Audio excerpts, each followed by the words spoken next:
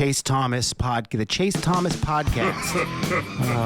My nephew needs me to record. See, I already hate it. I hate it. All right, hello, and welcome back to another episode of the Chase Thomas podcast from still the aforementioned Chase Thomas, coming to you live from Knoxville, Tennessee, Everything School HQ. Joining me from volreport.com, Ryan Sylvia. He's here to talk all things Tennessee men's and ladies hoops. Ryan, good afternoon, sir. How are you? I'm doing good. We're finally kind of in the thick of basketball a little bit. Got a game under the belt for both the men's and women's program, so we're starting to get a good look at what the season's going to look like. Yeah, and then now we have the crossover season where Tennessee men Saturday in Louisville, and then Saturday night here back in Knoxville. Are you doing double duty there on Saturday? Are you going to both or no? I'm not gonna make the trip out to Louisville. I'll watch, obviously, and I'll do my stuff remotely. But I would have loved to, though. I think that would have been a fun game to go to if it wasn't a college football Saturday. But Knoxville, Tennessee, college football still reigns supreme. So got to have the priorities in order. Absolutely.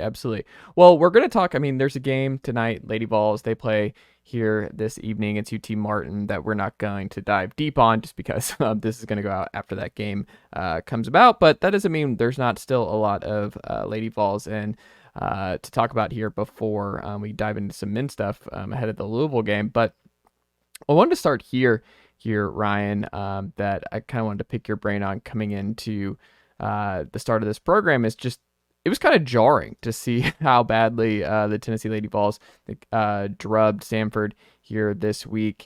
The quote, I don't have it in front of me, but I'm sure you know it off the top of your head now, what Kim Caldwell said about teams playing the Lady Vols this year. Do you remember? It was pretty succinct. What did she say about what it's going to be like for them? What was it, the one where she says something along the lines of, we want to be a pain for people? Yes. Like we want to be that team that people hate playing type of deal. Right.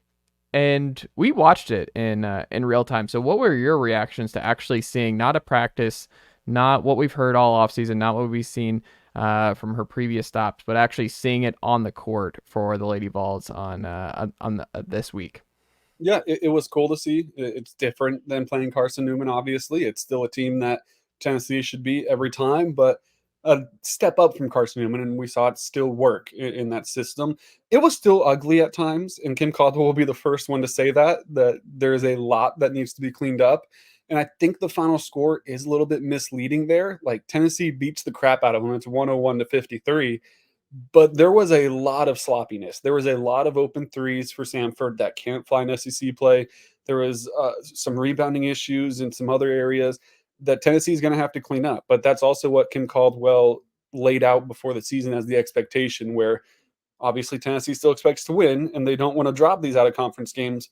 But she's done this long enough. She's ran the system long enough that she knows, especially with an entire new team, with an entire roster of players that have never done this before, it's not going to be the prettiest thing at first. And I think that's what we saw. But if you're playing ugly and you're still beating teams by 50, I think you'll definitely have to take those learning lessons along with a big win.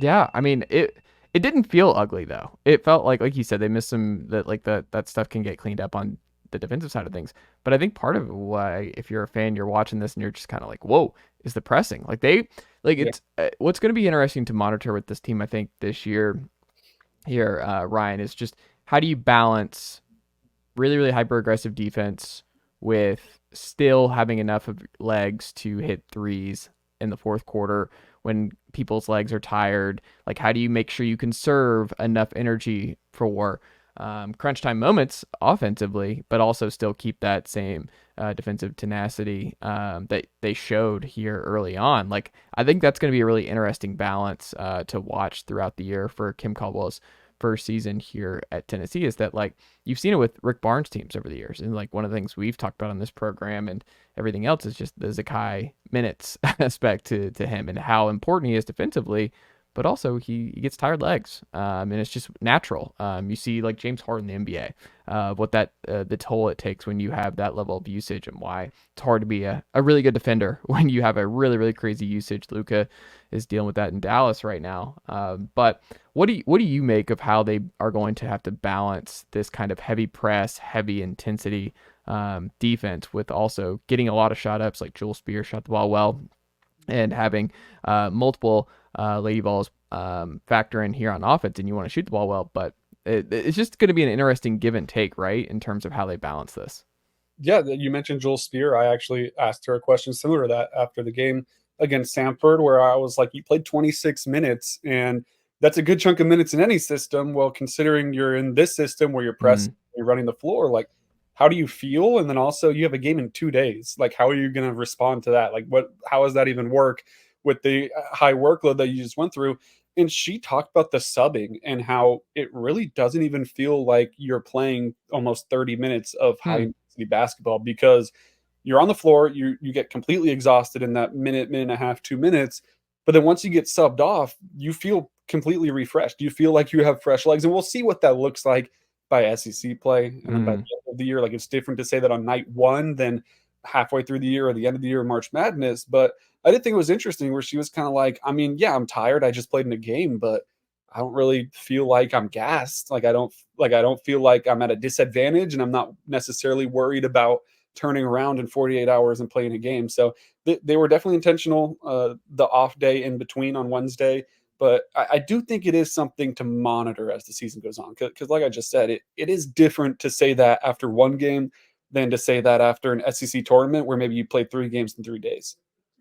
Who would you give the highest grade to for the Lady Vols in this game?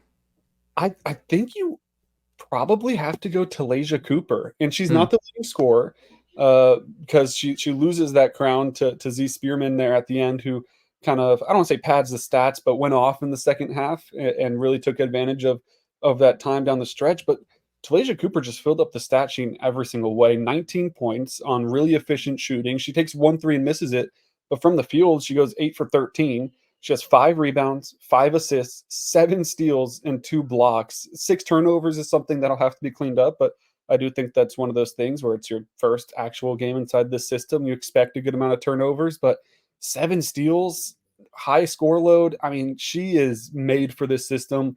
She is a menace at the top of that press. It's similar to Jemai Mashak on defense, where she's really long. She's able to get in front of ball handlers, poke the ball loose, get in pass lanes, deflect passes. Like, she's just doing everything Tennessee wants at the top of that press. So with that on top of her scoring, that was really who stood out to me.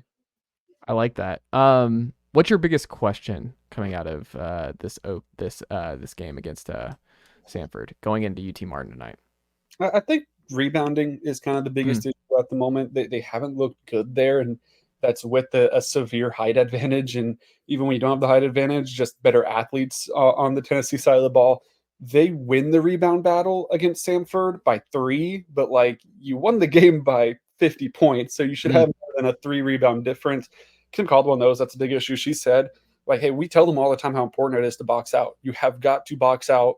There is no ifs, ands, or buts about it. She even said after the game, she was like, maybe it'll take them a loss to realize that we're not joking about that like, you really do need to box out.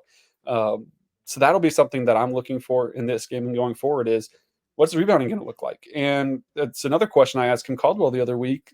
Is it more difficult in the system to rebound? Is it easier? She said it should be easier because when you're on offense or you're on defense and you're going up to press, and you're already under the basket if you're doing that. So while you're there, you might as well already rebound the ball since you're already pressing. And I thought that was an interesting answer, but it's just not something Tennessee's done, and they're going to have to change it because there's a lot of really, really good rebounding teams in the SEC who will make Tennessee pay if they can't clean it up. I guess, what is your philosophy on that? Like, does it really matter? Because there are some teams, like, it depends on who you ask about the importance of rebounding in terms of just size. And like, Mike Woodson, back a legendary Hawks coach, now the Indiana coach. But when he was the coach of the Knicks, he was like, there was a running joke with my Knicks friends about like, oh, the East is big man was just kind of his thing, because he was like playing at Bargnani and all this. And like, it was just one of those where you're like, no, you still need spacing. Like, he was just kind of slow to evolve to the spacing. And part of it is just that, like, when you're going to put up a lot of threes and you're going to press the way you do, there are going to be some issues somewhere where you're not going to fill it up in the stat sheet. But it seems like it's a little more divisive in terms of like how much rebounding and winning the rebounding battle actually matters for team success. What do you subscribe to more? Do you think that's ultimately going to be something that inhibits the Lady Vols from actually being a really good team, or do you think it's just something that they talk about wanting to get better at, but Tennessee can still win a lot of games just based on their style, and that rebounding is not that big of an issue? I don't know if it'll inhibit them from being a good team, but I do think it's important. Like, sure, you get the press, and a lot of Tennessee stops are going to be turnovers because you're Mm. jumping past things and doing things like that. But when you get into that half court defense, part of defense is finishing the possession with the rebound. You see teams get killed all the time by giving up these second chance opportunities, and it can kill them. And in close games, that can be the difference. So, in these games against UT Martin, against Gardner-Webb, maybe even when we go deeper into or out of conference play against some better out of conference teams like an MTSU that Tennessee should beat. I mean, they lost them last year, but they should beat them. Maybe that still won't be the difference. But I think when you play a team like a Florida State or LSU, South Carolina, who are really good teams that Tennessee's probably a step or two behind right now, but you still want to be competitive in them, that could be one of the differential factors is, yeah, they're crashing the board. LSU's getting second chance points, and Tennessee doesn't have a chance because they're just not able to kind of get off the field, you would say in football, but I guess get off the defensive side of the ball in basketball because you're just not able to grab that rebound and transition to offense. I like it. Your thoughts, though. You had a great piece on Z Spearman this week that everyone should go check out at ballreport.com. What inspired you to write the piece, and what did you learn writing it? I just thought it was interesting. Kim Caldwell said that she could be Z Spearman could be maybe the most improved player on this team since they kind of got together as a team with the coaching change and the returners and the transfers. And I thought that was interesting because what that also kind of backhandedly means that they weren't where they needed to be when they got here. Hmm. And she said that the system was a little much for her, it's a little fast. And then eventually she kind of got her feet under her. She decided she was going to play off 2 feet and, really have be centered and let things come to her. And you could see the results in the second half. And part of that is that she was running the floor, which Kim Caldwell also said, like, she tells players, if you're not happy with the shots you're getting, with the amount of points you have, if you go run the floor in transition, you're going to get free buckets. And that was something I think we saw Z Spearman do. But just her evolution from when she got here, a player from Miami, that was a little bit unproven and didn't necessarily fit the style of play at first, to now being what looks like Tennessee's best forward option, like true center option. I think that was an interesting development that Kim talked about. Do you see her role being a little bit bigger than you thought, or do you think this is just more of like she's more of a rotation piece and looks like she's going to contribute more, but not necessarily in a major way with the way this is working? Yeah, I don't think she'll be like every game she's scoring 20 points. I do think part of it is, though, in this system, I think you'll have a different player pretty much every night. Like one night it was Ruby Whitehorn against Carson Newman. Last night or the other night it was Z Spearman in the second half, but Talaysia Cooper in the first half. Who's to say tonight Joel Spear doesn't catch fire or Sarah Puckett catch fire after she had a rough start to the season?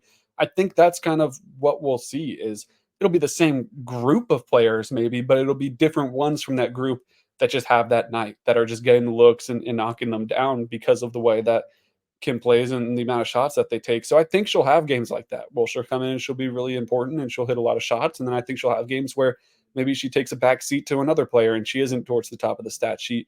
However, defensively, they're going to need her because we keep talking about SEC play, but it is a totally different beast than playing Stanford, whose tallest player is like 6'3" or something like that. I mean, they had one good big, but outside of that, there's not a lot of size.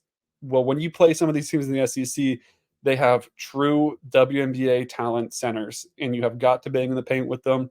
You can press, and that'll work to some regard, but eventually that press is going to be broken. You're going to have to get into a half-court defense, and you need a rim protector, and that's where Jillian Hollingshead and Z Spearman come in, and where they're going to be really, really important this season. I like it. And then the eye test is just like Jill Spear is just gonna, like, she's just gonna light it up. Like Jill Spear is like, she's gonna light it up, and I think she'll be probably the fan favorite is my guess this season, just with her play style and I think she's gonna put up some bonkers numbers this season with Tennessee. And I think the other one is just like we talked about in the last couple pods. Talaysia Cooper, I think, is just going to be like the eye test best player for Tennessee, where you watch the games and you're just like, I think that's the best all-around player on this year's Tennessee team. That's just something that I saw this week, and Talaysia Cooper's going to be really good here. Yeah, I think Talaysia, I said before the season, should be Tennessee's best player, and through an exhibition and in a single game, I'll stick with it just because of her all-around play. But I agree. I think Jill Spear, kind of the face of the team. She's a senior. Yeah.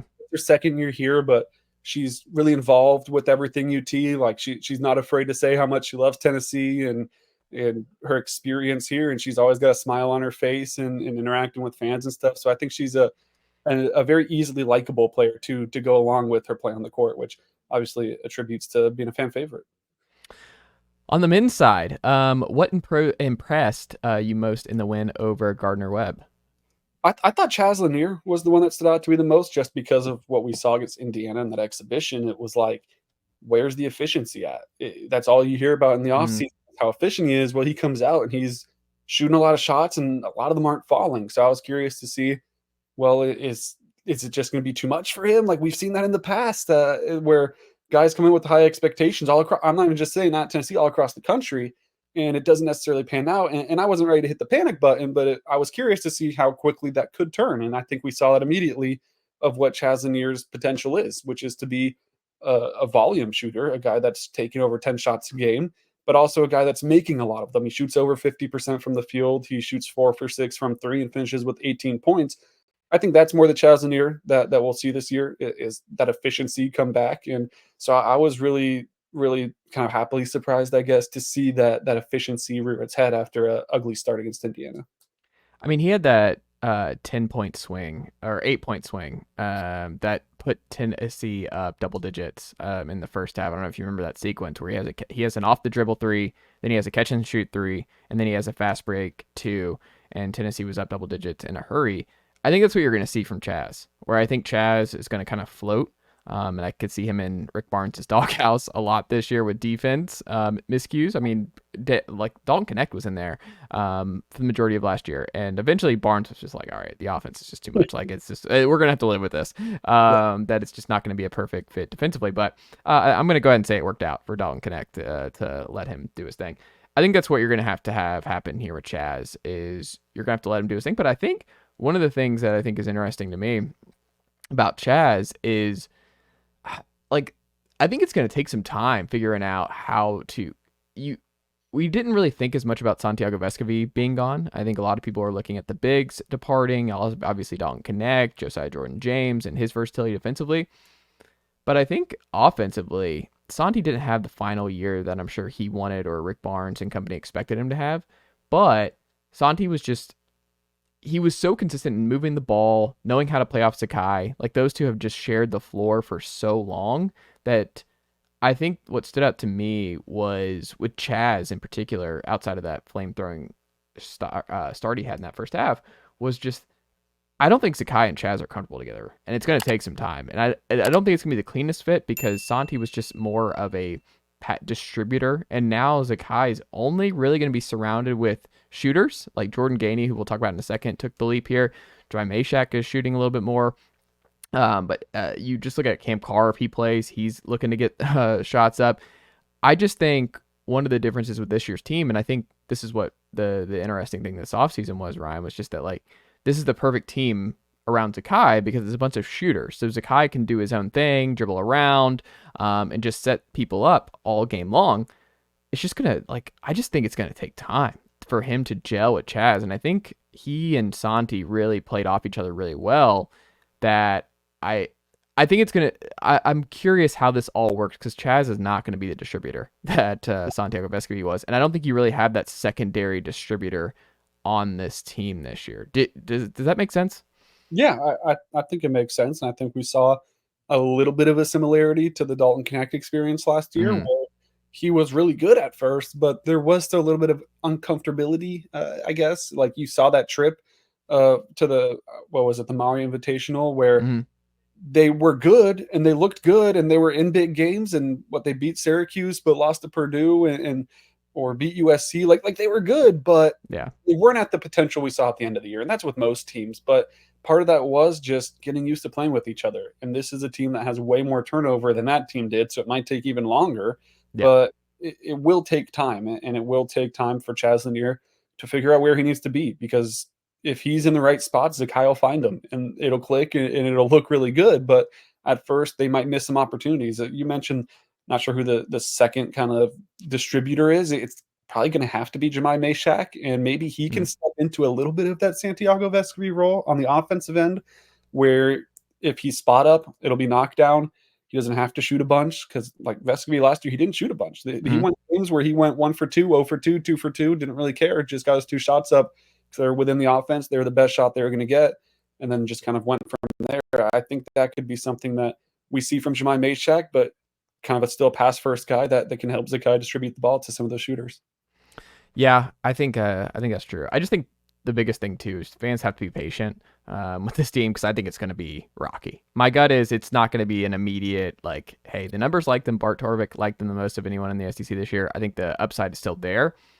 I just think it's going to be rocky, and I think it's going to be rocky on Saturday in Louisville potentially, and we'll get into that here in a second, Ryan. But I guess one of the biggest surprises to me out of this game, and I wonder if you felt the same, was Felix Okpara, who really struggled. And then like the hip pointer part of it comes out after, and you kind of wonder how much of it was just injury related. But I have two schools of thought here where I think the injury stuff could be part of it potentially for his struggles there because he was good against Indiana the game prior.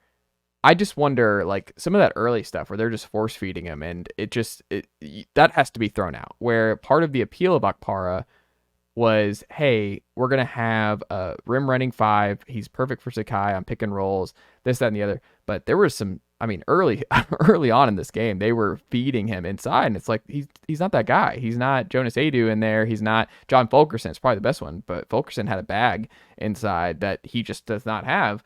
That needs to be thrown out. I don't know what that was, that experimentation with Felix inside, because that's just not, it's not what we need to be doing in the half court.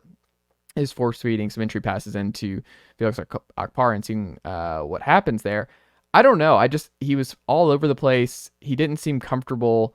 I don't know. I just thought it was weird. Then the rotation was a little weird. Cade Phillips coming in before JP Estrella, and then JP Estrella coming in early in the second half. I just thought the big situation as a whole was probably my biggest, like, kind of, it's not like an alarm bell per se, but it did raise an eyebrow of like, I think they, and I'm sure if you asked Barnes and gave him truth serum, and you're like, would you have felt more comfortable if Tobe had stayed and you only lost Adu? And I think he would have said yes, if I had to guess, because I think they could withstand one loss of their 2 key bigs from last year. I think losing both is just going to be hard. And I think we talk about rebounding with the Lady Vols. I think the men's side, especially on the offensive rebounding side of this, Santi was a good rebounder. Josiah, like, you look at some of the guys that they were able to roll out last year, they rebounded pretty well. And I just don't think that's going to be the case here with this group. And it's just going to take some time because it's just not clean fits in terms of, like, what is Cade Phillips' position. JP Estrella has very different strengths and weaknesses than Felix Okpara, so you're going to get a very different kind of guy. And it was the same last year with Tobe and Jonas for sure as well. But I don't know. They just felt kind of thin, and it's just going to take some time there. And I don't know. I don't think it's going to be a season killer for the men's team, but I do think it's something to monitor game over game early on. It's just that, like, this is going to be a thinner group than I maybe had previously anticipated, Ryan. Yeah, and they didn't expect to lose 2 guys. I think they saw that Tobe was going to look at the market, see what he could get, not just NIL wise, but playtime wise and fit wise and everything like that. And they were okay with that because they thought Jonas was coming back, and then Jonas was a bit of a surprise to them. And it kind of put things into not a panic, but like okay, got to go out there and get a couple bigs now because both of your 2 guys are gone now. So where do you go? And it is a banged up room. JP Estrella wasn't sure if he was going to play right before the game, and it was a really late decision for him to actually go and play in this one. And then we hear about Felix too, who's kind of battling an injury, and I mean, Rick Barnes said it's a serious hit pointer, and that's not fun to play with. So I think that's part of it. The foul trouble for me on the defensive end is still where I get held up. First half against Indiana, really good. I don't think he had a single foul in that first half. Second half, he picks up 4. And then we saw the same thing again in that last game against Gardner-Webb, where he starts fouling again. And that's something that Tennessee struggled with last year, not just against Zach Edey, but against a lot of elite bigs. Jonas Adu would get himself in foul trouble. Tobe Awaka started every game with 2 fouls, it felt like, because he was just instantly in foul trouble when he touched the floor. So that'll have to change. The whole offensive side of it, though, where we kind of saw the force feeding in to Felix Okpara, I do think part of that is they like what he brings on the offensive end. They want to see what they can get out of it. And part of that maybe is going to be ugly at first and not within the offense. But I don't expect it against Louisville, a game that you would like to win, that you probably can't mess around too much and win. But against some of these teams that they probably feel comfortable with beating, I think we'll see a little bit of that. I think they'll see how they can get Felix involved because they do like his offensive bag. It's not where we've seen in the past, like you mentioned, but they do think there's something there. So it might be force fed a little bit, but I think we'll continue to see it as the season progresses. We'll have to trust Barnes on that one. Yeah. But I do like Cade Phillips. I think's made the leap. I think he's a much more polished player. He did a lot of good stuff in this game. I think he's going to help them. JP, I think is going to be a really good player at Tennessee. And I think you saw some stuff where it just certain things flowed better with JP Estrella, and he's physical. He, I think, has a lot more upside offensively. I think JP is going to be a really good player at Tennessee for the starting with this year and going into next year as well. I also just I think the headline for me coming out of this game is that Jordan Gainey has made the leap more than anybody. Is you can just tell he has put in a lot of work and he is so much more comfortable in this scheme than he was a year ago. He struggled from deep, and that was a surprise, coming in from USC Upstate, that he shot like 29% from three last year, and it just didn't look like the confidence was there. And I think part of it was just like not knowing when you were playing. Like Santi, Gainey, like that whole guard situation was just kind of weird last year, and I think the confidence for some of those guys was just kind of shaky. And it also was just really, I think it's hard to play with somebody like Dalton Connect, and it's not an indictment on Dalton, but he's just shooting so much and becoming the vocal point. I think it's just hard to find your footing offensively when you're playing with someone, maybe the best offensive player in college basketball a season ago. So I think that probably went into it a little bit with Gainey and Santi and company kind of getting their feet wet, and even Jemai a little bit. But Gainey and Jemai go 4 or 8 from 3, and I've written about it, and they talked about in the broadcast of how many shots Meshack got up from deep this offseason. He has the confidence in the green light. Those are open, but until hey, you need to take those if they are going to leave you open and make them pay so that they have to, because he's so good off the dribble. He's so fast, and then he's good in that way that just opens up more stuff for Meshack in the offense. But I don't know if you saw the same, but Gainey, whether it's with rebounding, assists, steals, shooting, like contested shots, catch and shoot, just more comfortable. Like everything about Jordan Gainey, I think, told me that I think he's going to be an important piece, and I think he's going to play a lot for Tennessee. I think he's going to shoot the ball really well this year, and I think he's going to be a lot better player than what Tennessee fans saw last year is my gut. What do you think? Yeah, I think comfortable is the exact right word for it. He just looked like he was not only comfortable, but really confident in where he was on the court. I think at times last year, he might have been in the right spot, but it was still like, I guess, like taking up more of a mental toll on him to figure out where he needs to be. Where this one just kind of looks like second nature. Like, yeah, of course I'm right here. And I think that contributes to him shooting the ball really well, is because you're able to just kind of play more freely because you have that confidence and that comfortability on the floor. And I will say, though, I really like him off the bench. I think he is the perfect kind of bench spark. And sometimes I think people read into like the bench spark, the six man, a little bit too much, where it's like, how much does that actually matter? I think he's kind of the perfect punch for Tennessee as that six man, though. I really do like it, where maybe Chaz Lanier's shot isn't falling at first. Maybe it's getting ugly at first. You can just insert him. It seems like he comes into games and he's not afraid to shoot the ball, and he's been shooting it well so far. And I think that could work out really well. But he just looked like a completely different player. I mean, you could not, if you just changed, I mean, he did change his number, I guess. Maybe that's why he looks like a completely different player. But he just, like, you could not tell it's just completely different. He's a completely different player, and it's going to be huge for Tennessee going forward. I kind of wonder if Barnes experiments, if Gainey continues playing well like this, if you go Zakai, Gainey, and then Lanier first off the bench is like the explosive. Because I think Gainey is good enough. Like, it's a possibility now. There's part of me that thinks the best opening lineup for Barnes right now is Zakai, Gainey, Meshack, Okpara, and Igor. Yeah. Do you ever go to a lineup that maybe Igor comes off the bench and you can get both Gainey and Lanier in there, and then Jemai Meshack's plenty capable of playing that 4 position. So yeah, I mean, that could be a possibility as well. But I think there's still a lot of questions around exactly what Igor is going to bring to the table. Is he going to be a big scorer, a guy that is pushing in transition and doing all the things that they think he can do? Or is he going to fall back to more of I think he'll be a role player at the end of the day, but like how big is that role going to be? Is it going to be big enough that he could be a kind of a bench spark, reliable shooter, or is he going to just kind of be that stretched four that kind of spots up and plays good defense type of deal?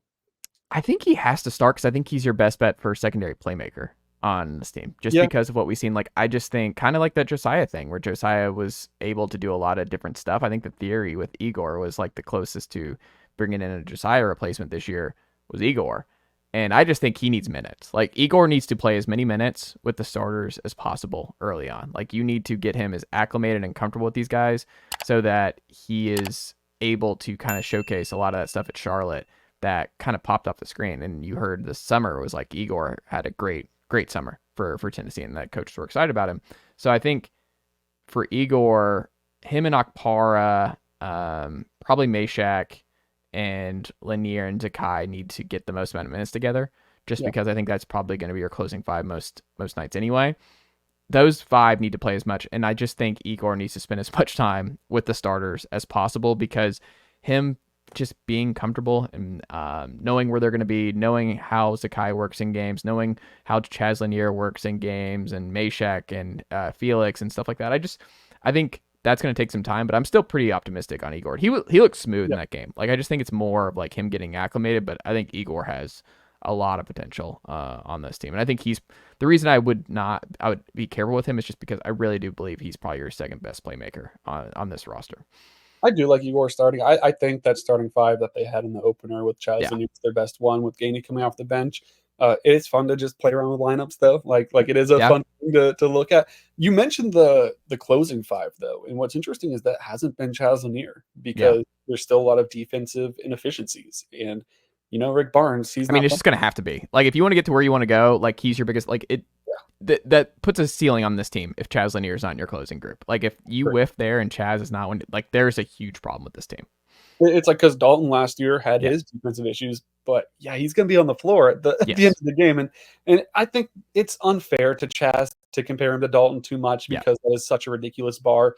But he is going to be probably your best scorer on the team. Mm-hmm. He's going to be on the floor. And to me personally, like, obviously Rick Barnes knows what he's doing way more than I know, but I feel like you got to give him those chances to make those mistakes against the Gardner-Webb, against the Indiana and exhibition, where, hey, let him play those critical defensive minutes, because by the end of the year, you're going to need him to be in those situations and to be comfortable in those situations. So I feel like this is the time to throw him into the fire and have him learn, because once again, I just said it's unfair to compare him to Dalton, but Dalton from game 1 to March Madness was a ridiculously different defender. He still wasn't at the level that I'm sure Rick Barnes wanted him to be, but it was night and day how much better of a defender he was. And that's one of the reasons that he's had success in the NBA so far. It's a short sample size, but he's not completely lost out there on defense. He's not a positive defender by any means, but like, God, if he was as bad as a defender as he was when he got to campus, he probably wouldn't have much of a role in the NBA. Yeah. You got to let Lanier let it fly. He's just your best shooter, and it's not even really close to me. I think Lanier, and but part of it's interesting with Gainey. He's going to make it complicated. I think Gainey makes some stuff complicated for Barnes, and maybe that means you go small, like you kind of talked about. Like, maybe Igor in some moments is at the 5 in these situations, or Igor's not on the floor, and you go Okpara, Meshack, Gainey, Lanier, Zakai. I don't know. There's some experimentation, but like you said, I think we're in agreement that Lanier just has to play, and you have to give him these reps. You just have to let him figure this out. This is not a long-term developmental guy. This is not a Cam Carr situation that you can kind of go back and forth on and earn. Like, it's just the ceiling of this team is predicated on what Chaz Lanier is this year. I will say about Gainey too. He was really good in out-of-conference play last year, and I think a lot of people kind of forget that. But he was a lot of games. It was like, all right, it's the two newcomers. It's Jordan Gainey and Dalton Connect show, and then he faded off in SEC play. And he was still good. Like, he was still a nice piece for Tennessee to have, but he was one of probably the weaker links of like that 8-man rotation that they were going with. I don't think that'll be the same this year. Yeah. But I do think that's something to keep in mind, that last year in our conference play, he was really good. Can he keep that consistency going? I say yes. I say that he will be able to, and because he looked completely different on the floor. So I think that will in turn lead to him being more comfortable in SEC play as well. But I do think it's something to maybe keep tabs on as things go forward. Final thing here, and we'll get you out of here, Ryan. How do you think Louisville will go on Saturday? Louisville looked good out of the stretch. They're going to be a fun offensive team this year. Very transfer heavy in year one of Pat Kelsey, bringing in best player from USF, best player from, or was it USF or UCF that they brought in? I want to say USF. And then obviously College of Charleston, best player bringing in there, and they look fun. I think they're going to be a lot more fun than it would be hard not to be more fun than what they were last year at Louisville. But what do you think this game is going to look like for Tennessee on Saturday? The bar is certainly very, very low for Louisville after the previous years, but maybe that's why it felt like such a difference. But they looked competent, and they looked like a team that you can't sleepwalk into. And last year, I think pretty much everyone could go in with their eyes completely focused on the next game and be completely fine. But this year it doesn't look like it. I don't think Tennessee's overlooking anything. Obviously, it's their first big test of the season. I think they're really excited. I think it'll go their way. I think we're looking at like a 8-point win, somewhere like that, where it's competitive. You have to play your guys the whole way and hold on to that lead. But I don't think you're completely sweating down the stretch, I guess. So I think that's kind of a really good situation for Tennessee if that is the case, though, because then you continue to get film and you continue to find areas that you desperately need to improve at, but you also stay in the win column and you also keep building that resume to build your seed in March. So I expect Tennessee to win, but I do like that Gardner-Webb, not a horrible basketball team by any means, a team that Tennessee definitely should beat, but they're wanting to challenge themselves a little bit. And then now you have Louisville, who, once again, a team you should beat, but it's going to be a bit of a challenge. And I like that. That's how Tennessee's schedule shapes up for it at first, where they can kind of, you would hope, win, but still develop and grow and not just blow teams out of the water and learn nothing. I love it. Ryan, what can they check out from you and the team over at volreport.com this week? Yeah, better head over to the Lady Vols game. So we'll have Lady Vols coverage as Kim Caldwell and company get that tenure started. And then obviously men's basketball with that game against Louisville as they get things going. But football season, Mississippi State on the horizon, should be an interesting one. The worst team in the SEC against the team in Tennessee that's looking to get to the SEC title game. But any given Saturday in the SEC can get adventurous. So we'll have to see how that one plays out. But really everything Tennessee Athletics have you covered over at volreport.com. Summit Blues on Saturday. It's going to be good. I love the accents. I definitely am not a let's get the whole Summit Blue kit going, but the accents to me are perfect. I think they look awesome. I agree. And they're not doing the all orange either, white pants. So I think it's going to look really good. It's going to look really clean. Yeah, I agree. Love it. Go check out volreport.com today and support Ryan and good folks over there and read all of his great coverage this hoop season and football season over there at volreport.com. Ryan, thank you so much for the time, and we'll check back in again next week. All right, appreciate it, Chase. Nicely done, nephew. The Chase Thomas Podcast. Hell yeah.